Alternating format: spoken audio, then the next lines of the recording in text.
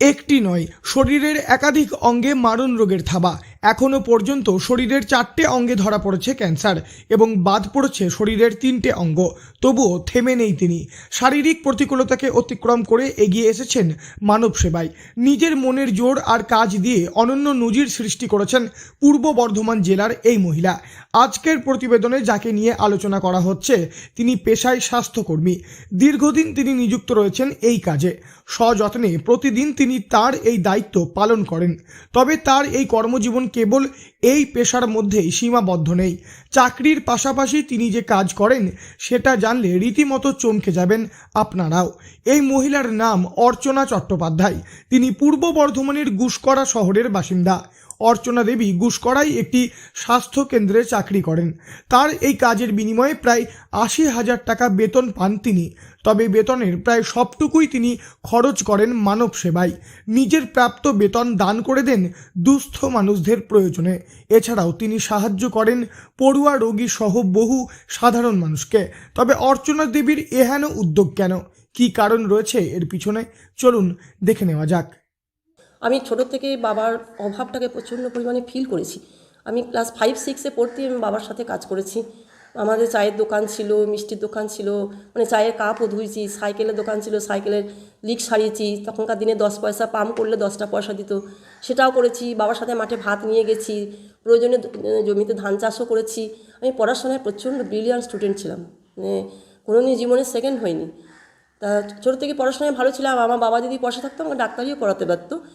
কিন্তু আমি মানে এত মানুষের অভাবটাকে ফিল করেছি। আমার নিজের অভাব দেওয়া প্রচুর, তখন তো মানে এখনকার মতো তখন তো ছিল না। তখন মানুষকে মানে কী বলবো, মানে একটা তাল পড়লেও ছুঁড়ে কুড়াতে আসতো যে তালের আঁটিটা খেয়েও কী করে দিন পার করা যায়।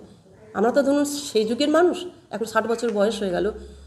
আমরা তো সেই কষ্টটা চোখে দেখেছি, যার জন্য আমি মানে প্রথম থেকেই মানে একদম মানে গরিব মানুষ দেখলে আমার চোখ দিয়ে জল বেরিয়ে যেত। আমার বাড়িতে যদি মানে দুদিনকার ভাতে চাল থাকতো, আমি লুকিয়ে লুকিয়ে আসে চালে আমরা অন্যজনকে দিয়ে চলে আসতাম। এই মানে এরকম ধরনের আমার মানসিকতাটা তৈরি হয়েছিল। আর শুধু মনে হতো কি, আমি কোনো রকম একটু বড় হয়ে যাই, একটু চাকরি করি, আমি শুধু এই অসহায় মানুষগুলোর জন্য কিছু কাজ করব, সেটাই আমার অনুপ্রেরণা। জানা যায় 2012 সালে অর্চনা দেবীর জরায়ুতে প্রথম ক্যান্সার ধরা পড়ে। তারপর 2015 সালে প্লিহায় ক্যান্সার ধরা পড়ে। পরবর্তীতে আবার 2022 সালে লিভার এবং কিডনিতে অর্চনা দেবীর ক্যান্সার ধরা পড়ে। এখনও পর্যন্ত তিনি 16টা কেমো নিয়েছেন। তবে নিজে ক্যান্সার আক্রান্ত হলেও তার মনের জোর ব্যাপক। এখনও নিয়মিত তিনি স্বাস্থ্যকেন্দ্রে যান। সেখানে গিয়েও রোগীদের তিনি পরিষেবা প্রদান করেন। অর্চনা দেবীকে তার রোগীরাও চরম ভালোবাসেন। তবে শুধু রোগীরা নয়, অর্চনা দেবীকে ভালোবাসেন, শ্রদ্ধা করেন গুসকরা শহর সহ শহর লাগোয়া বহু মানুষ। বহুজনকে তিনি বিভিন্ন রকমভাবে সাহায্য করেন। কারো টাকার দরকার হলে, ওষুধ অথবা খাবারের প্রয়োজন পড়লে হাসি মুখে সবটা দিয়ে আসেন তিনি। এক কথায় সাধারণ মানুষের পাশে দাঁড়ানোর জন্য গুরুত্বপূর্ণ ভূমিকা পালন করেন অর্চনা দেবী। এই প্রসঙ্গে রাহুল শর্মা নামে গুসকরা শহরের এক বাসিন্দা বলেন, তিনিও একটা সময় অর্চনা দেবীর কাছে অনেক সাহায্য পেয়েছেন।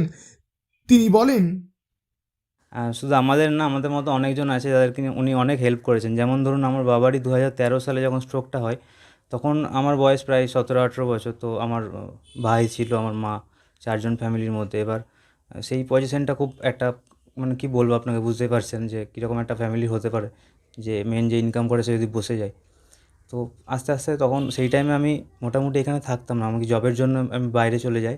সেই টাইমে বড় মা আমাদের বাড়ির অনেক কিছু মানে এমনকি ফাইন্যান্সিয়ালিও আমাদেরকে অনেক কিছু হেল্প করেছেন, ঠিক আছে।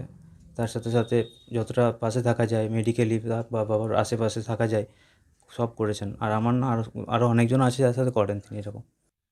অর্চনা চট্টোপাধ্যায় মাসে বেতন পান প্রায় 80,000 টাকা। বয়সও হয়েছে প্রায় 60-এর কাছাকাছি। পরিবারে রয়েছে স্বামী, মেয়ে, ছেলে, বৌমা এবং নাতনি। বর্তমানে তিনি যে টাকা বেতন পান সেই টাকা দিয়ে ইচ্ছে করলে শেষ জীবন তিনি রাজকীয়ভাবে কাটাতে পারতেন। তবে তা তিনি করেননি। সকলের আনন্দেই যেন আনন্দ পান তিনি। প্রাপ্ত বেতনের প্রায় সবটাই বিলিয়ে দেন। এই ধরনের কাজ করার জন্য তাকে বাড়িতেও অনেক কথা শুনতে হয়েছে প্রথম দিকে। তবে পরিবারের সদস্যরাও এখন অর্চনা দেবীকে এই কাজে বাধা দেন না। যতটা পারেন তারাও সাহায্য করেন। এই প্রসঙ্গে অর্চনা দেবীর মেয়ে শতভিসা চট্টোপাধ্যায় বলেন, এরকম কি কখনো মনে হয়েছে হয়েছে যে তুমি কষ্ট করে চাকরি করছো, তুমি পয়সা অর্জন করছো, সেটা সাধারণ মানুষের জন্য কেন দিয়ে দেবে, এরকম কি কখনো মনে হয়েছে? আগে মনে হতো, যখন ছোট ছিলাম তখন মনে হতো যে মানে কিভাবে একটা মানুষ নিজে এত কষ্ট করে রোজগার করে পরের জন্য দিয়ে দিতে পারে, এটা মনে হতো। আমি বলেওছি অনেকবার। তারপরে আমার বয়স বাড়ার সাথে সাথে যখন বুঝতে শিখেছি তখন আর কিছু বলিনি, আর কিছু মনেও হয়নি সেভাবে। হ্যাঁ, আমি তো এখন আপাতত চাকরি করি না, কিন্তু যতটুকু মেন্টালি যতটুকু সাপোর্ট করা যায় ততটুকু করি। নিজে ক্যান্সারের রোগী হয়েও হাসি মুখে সাহস যোগান অন্য রোগীদের। অন্যের আনন্দে তিনি আনন্দ পান। দুস্থদের পাশে দাঁড়ানোই যেন মূল ধর্ম অর্চনা দেবীর। অর্চনা চট্টোপাধ্যায় জানিয়েছেন তিনি আগামী দিনেও এই ধরনের কাজ চালিয়ে যাবেন। পূর্ব বর্ধমান থেকে বনোয়ারিলাল চৌধুরী, লোকাল 18 বাংলা।